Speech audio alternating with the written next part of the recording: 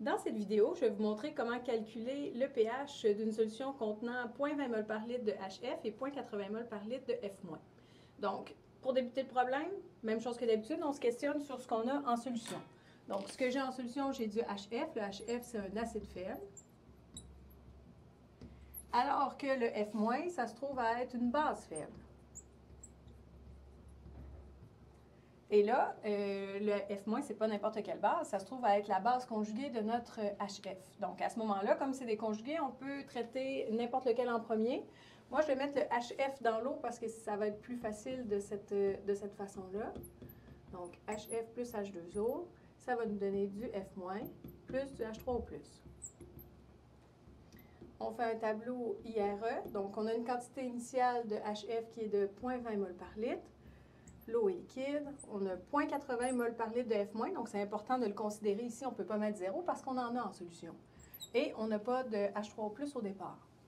Alors, malgré le fait qu'on a des réactifs et des produits au départ, notre réaction va quand même se faire dans le sens direct parce qu'on n'a pas encore de H3O+. Donc, on fera moins X ici, plus X du côté des produits, de manière à obtenir ici 0,20 moins X, 0,80 plus X et X. Alors maintenant, pour résoudre, on fait comme on a fait jusqu'à maintenant, c'est-à-dire qu'on devra utiliser la constante d'acidité du HF. On va donc vérifier si la valeur de X est négligeable. Donc, est-ce qu'on peut négliger?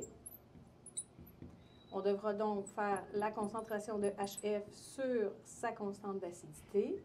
Donc, 0,20 divisé par 3,5 par 10 à la moins 4.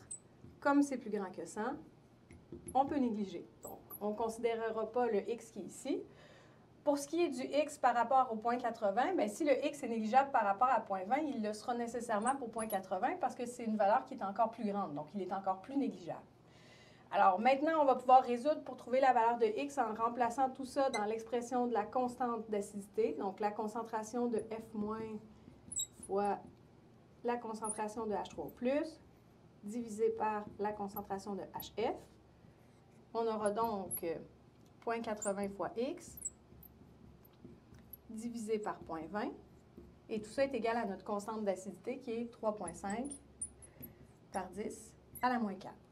Alors, si je résous tout ça, je vais trouver que ma valeur de X, elle est égale à 8,8 par 10 à la moins 5. Et ma valeur de X, c'est directement ma concentration en H3O+. Donc, je peux maintenant calculer mon pH qui va être moins le log de la concentration de H3O+.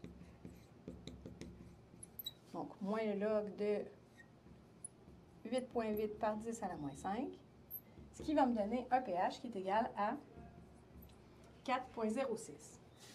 Donc, cette démarche-là, elle n'est pas vraiment très nouvelle comparée à ce qu'on a fait jusqu'à maintenant. Donc, on utilise un tableau IRE. La distinction, c'est qu'on a une quantité initiale du côté des produits. Maintenant, ce que je vais faire, c'est que je vais vous montrer la méthode facile, bien pas la méthode facile, mais peut-être plutôt la méthode plus rapide. Donc, il existe une autre façon de calculer le pH pour ce type de solution-là, puisqu'il s'agit d'une solution tampon. Cette méthode-là, c'est d'utiliser l'équation d'Anderson-Hasselbalch, qui est pH est égal à pKa, plus le log de la concentration de la base conjuguée sur la concentration de l'acide. Et là, il faut faire attention, on ne peut pas utiliser cette formule-là n'importe quand. Premièrement, on devra avoir là, des acides et des bases qui seront ni trop concentrés ni trop dilués. Donc, on parle pas plus concentré qu'une mol par litre et pas plus dilué que 1 millimol par litre. Et on devra aussi vérifier la condition suivante. Donc, ça sera seulement si on a un ratio de la concentration de la base conjuguée sur la concentration de l'acide qui sera compris entre 0,1 et 10. Donc, on doit nécessairement vérifier ça avant d'utiliser cette formule-ci. On va le faire dans notre cas. Donc, la concentration de la base conjuguée, c'était 0,80 mol par litre. On avait 0,20 mol par litre pour l'acide, ce qui nous donne un ratio de 4. Donc, notre condition est respectée. On va pouvoir utiliser l'équation d'Anderson-Hasselbalch. Le pKa, c'est une autre façon d'écrire la constante d'acidité. Ça se retrouve dans les tables. Dans le cas du HF, c'est 3,46. Et là, on fait plus le log de nos concentrations, donc 0,80 sur 0,20. Et si je calcule le tout, ça va me donner un pH de 4,06. Donc, remarquez que j'ai obtenu exactement le pH, que j'ai utilisé la démarche plus longue ou encore le petit raccourci.